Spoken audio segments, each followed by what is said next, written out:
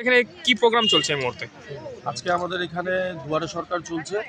আমাদের মাননীয় মুখ্যমন্ত্রী মমতা বন্দ্যোপাধ্যায়ের ঐকান্তিক উদ্যোগে এই দুয়ার সরকারের 10তম দুয়ার সরকারের দ্বিতীয় দিন আমাদের বিবেকানন্দ 2 নম্বর অঞ্চলে চেঁচাকাটা সংলগ্ন হিন্দি শিববাড়ি হিন্দি প্রাইমারি স্কুলে অনুষ্ঠিত হচ্ছে। তো আমাদের 7 দফাতে এবারে 10তম দুয়ারে সরকার অনুষ্ঠিত হবে আমাদের বিবেকানন্দ 2 নম্বর অঞ্চলে। আজকের দ্বিতীয় দফা চলছে। এরপরের দফা আমাদের কালীবাড়িতে আছে, আর পরের দফা বাদলনগর স্কুলে আছে, তারপরের দফা আমাদের উত্তর জিতপুরের ওখানে আছে। মানে আমরা পঞ্চায়েত এবং বুথ সভাপতিগণ বসে আমরা দুয়ারে সরকারের যাতে আমাদের মাননীয় মুখ্যমন্ত্রীর যেটা ইচ্ছা, সেই ইচ্ছাটা যাতে সর্বাত্মকভাবে পূরণ হয়, তো তার জন্য আমাদের তৃণমূল কংগ্রেসের যারা সক্রিয় কর্মী আছে, পঞ্চায়েত থেকে ধরে বুথ সভাপতি থেকে ধরে অঞ্চল কমিটির সদস্য থেকে ধরে সকলে মিলে আমরা লেগে আছি যাতে জনগণের যে প্রকল্পগুলোর থেকে সুবিধার থেকে বঞ্চিত হয়ে আছে সেই প্রকল্পগুলোর সুবিধা যাতে তাদের হাতে আমরা তুলে দিতে পারি, তারই প্রচেষ্টা আমাদের তৃণমূল কংগ্রেসের সক্রিয় কর্মীগণ করে যাচ্ছে। এখনো পর্যন্ত এখানে মানে কতগুলো সকাল থেকেই আমাদের চেঁচাকাটায় ক্যাম্পে যা দেখা যাচ্ছে ভালো লোকের জনগণের এখানে সমাগম আছে। তবে বেশিরভাগ ক্ষেত্রে দেখা যাচ্ছে যে অনেকেই এর আগেও দুয়ারে সরকারে অ্যাপ্লাই করেছিল, কিন্তু ডকুমেন্টের ভুলভ্রান্তির জন্য তাদের সেই প্রকল্পটির চাহিদা পূরণ হয়নি। এই সমস্ত কেসই বেশি আছে।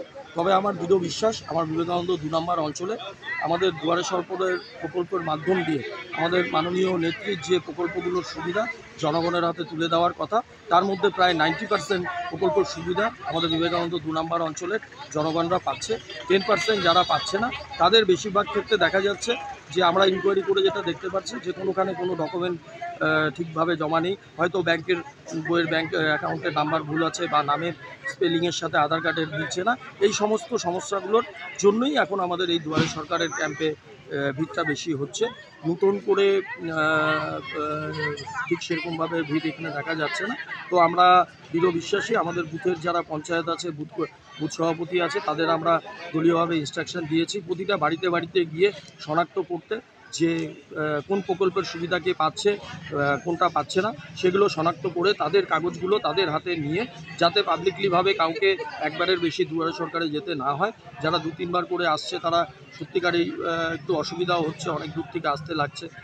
তবে আমাদের মনে হয় না এই দূরের যে সমস্যাটা এটা মিটে যাবে, তার কারণ আমরা ক্যাম্পটা যেভাবে 7টা ক্যাম্প করেছি, তো আমাদের বিবেকানন্দ 2 নম্বর অঞ্চলে 22টি পঞ্চায়েত আছে। আমার মনে হয় জনগণদের বেশি পথ হাঁটতে হবে না। প্রতিটা স্কুলে যেভাবে আমাদের ক্যাম্পগুলো নেওয়া আছে, তো জনগণের আমাদের মাননীয় নেত্রীর প্রকল্পের সুবিধা খুব সহজ আকারেই তাদের হাতে উঠে পড়বে। আপনার নাম? আমার নাম সুকান্ত দে, আমি বিবেকানন্দ 2 নম্বর অঞ্চল তৃণমূল কংগ্রেসের সভাপতি। এছাড়াও আমাদের অঞ্চলের চেয়ারম্যান ইন্দ্রনীল মুখার্জিও এখানে উপস্থিত আছে। স্থানীয় চেঁচাকাটার 4 জন পঞ্চায়েত, আমাদের বুথ সভাপতির থেকে ধরে অঞ্চল কমিটির সদস্য সবাই সকাল 11টা থেকে ক্যাম্প চালু হচ্ছে।